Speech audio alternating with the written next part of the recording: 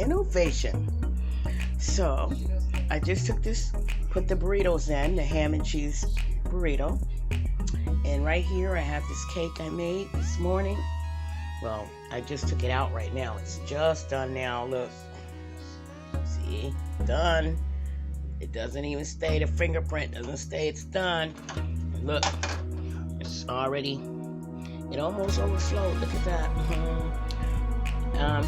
Innovative.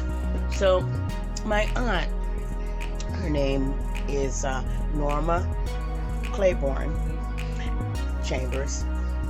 Norma Chambers Claiborne. My mother's sister. And she taught me when I was 13. She came and she was at the house with us for a while when my mom came, when we came back from Germany. And she wanted to spend some time with her big sister and me. Who she used to take care of me sometimes when I was about, I'd say 1, 2. I remember her teaching me about the candle wax. So when I was 12, I think almost 13, she taught me how to make this kind of cake. This is just a regular cake, except that she added pudding to it. Some cake mixes come, it says pudding in the mix, but it's nothing like the way my aunt made it.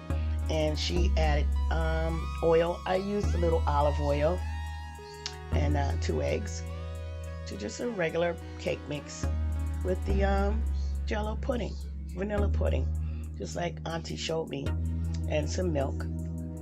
And thank you, Auntie, for teaching me about that. Thank you. God bless. And everybody want to make this cake, and you'll see this is one of the best kind of cakes you can have. Look how it almost overflowed. Look at how it rippled up from the bubbles. See that? You know what's saying? You hear my oven? What is it doing? What is it doing? The temperature change.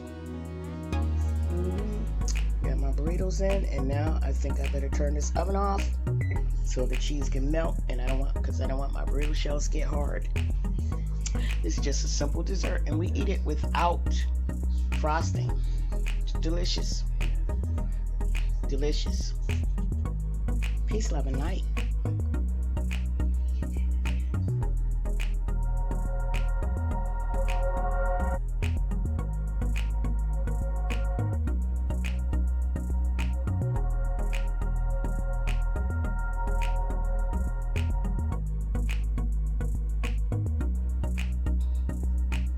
So as you can see, I filled up the sides. You want to put some stuff around the sides as close to the edges you can get, because see, there's nothing wrong with leaving edges out, but you know, like cutting the crust off your bread. Look, the cheese is already melting because the ham is hot. But see, you know, if it's not on the edges, you know, it's not full, you know, see, and you're gonna see like that, and then you're gonna take it, wrap it as tight as you can. Okay, wrap it, roll it, squeeze it in, roll it over, roll it. I'm sorry that you couldn't see, but there it is. It's rolled up. See, all that goodness is rolled up right there. You see that? It's a little bit on the edges right there. See that? We're gonna seal it right there. That cheese. Keep it nice and sealed. See that cheese? See it? See that? See that? On the edge. You want even the edges to taste good. You don't want everything all stuck in the middle and nothing on the edges. See right here on the edges. You want that to taste good too. I'm gonna make another one. I gotta make this one now.